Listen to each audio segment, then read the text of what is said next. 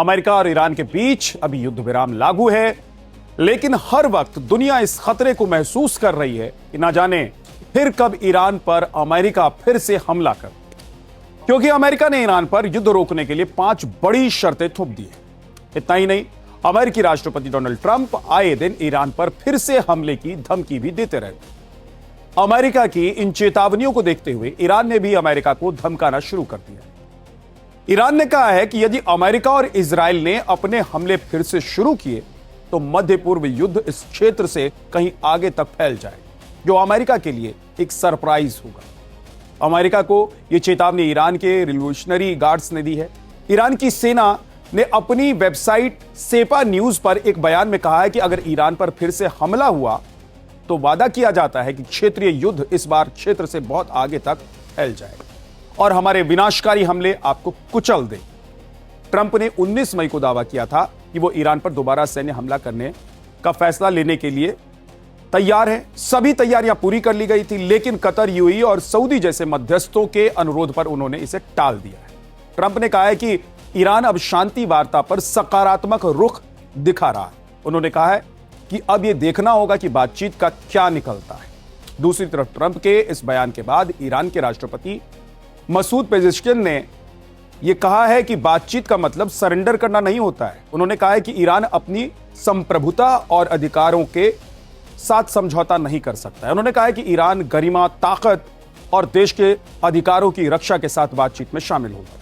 वहीं दूसरी तरफ एक अमेरिकी मीडिया ने यह रिपोर्ट जारी किया है कि फरवरी के अंत में जब अमेरिका इजराइल युद्ध के बाद सर्वोच्च लीडर अली खामेनेई और अन्य शीर्ष ईरानी अधिकारियों की हत्या कर दी गई थी, तो इजराइल ने पूर्व राष्ट्रपति महमूद अहमदीनेजाद को देश के नए नेता के रूप में स्थापित करने की योजना भी बना ली।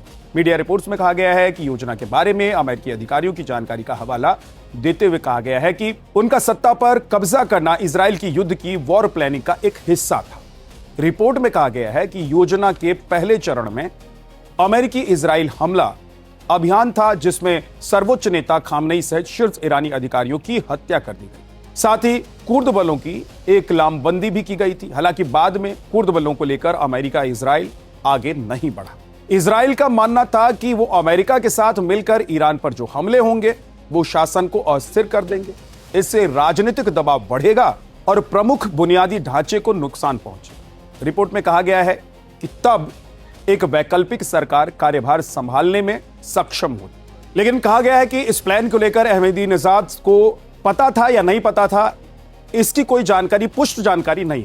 हालांकि ईरानी हमले में पूर्व राष्ट्रपति महमूद अहमदीनेजाद के घर भी हमला हुआ था और हमले से पूर्व राष्ट्रपति को मुक्त कराने में सफलता भी मिली, लेकिन इस प्रक्रिया में वो घायल हो गए थे, जिसके बाद कथित तौर पर उनका इजराइल की इस योजना से मुंहभंग भी हो गया था और इस घटना के बाद उसे नहीं देखा गया और उसका ठिकाना भी अज्ञात है। अहमदीनेजाद के एक सहयोगी ने कहा है कि अमेरिका को उम्मीद है कि पूर्व राष्ट्रपति देश की राजनीतिक, सामाजिक और सैन्य स्थिति को संभालने की क्षमता रखते हैं और निकट भविष्य में बहुत महत्वपूर्ण भूमिका निभाएंगे। अहमदीनेजाद को कट्टर इजराइल विरोधी माना जाता है। वो 2005 से 2013 तक 4-4 साल के लिए 2 बार ईरान के राष्ट्रपति बने। इस दौरान उन्होंने बार बार इजराइल को नष्ट करने का आह्वान किया और संकेत दिया कि अगर ईरान चाहता है तो वो परमाणु हथियार बना सकता है। हालांकि जैसे ही अहमदीनेजाद ने अपना पद छोड़ा, अधिकारियों ने उन्हें बाद के चुनाव में भाग लेने के लिए बार बार अयोग्य ठहराया। हाल के सालों में वो वरिष्ठ अधिकारियों पर भ्रष्टाचार और खराब शासन का आरोप लगाते हुए सर्वोच्च नेता अयातुल्लाह अली खामेनेई के नेतृत्व वाले शासन के आलोचक बन गए।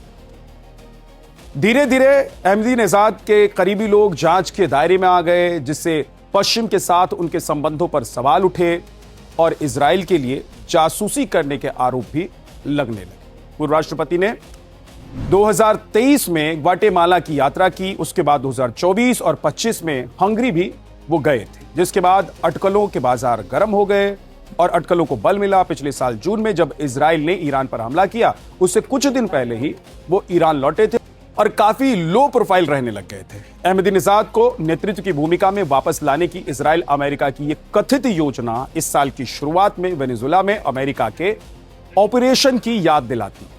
अमेरिकी सैनिकों ने देश के तत्कालीन नेता निकोलस मादुरो को पकड़ लिया। अमेरिका के कहने पर ही नंबर 2 डेल्सी रोड्रिग्स ने पदभार भी संभाला। रिपोर्ट्स के मुताबिक अमेरिकी राष्ट्रपति डोनाल्ड ट्रंप ने वेनेजुएला ऑपरेशन को एक मॉडल के तौर पर देखा। अहमदी निजाद को लेकर यह लेख ऐसे समय में आया है जब ट्रंप बार बार यह संकेत दे रहे हैं कि मौजूदा ईरानी शासन के साथ उनका धैर्य खत्म हो रहा है।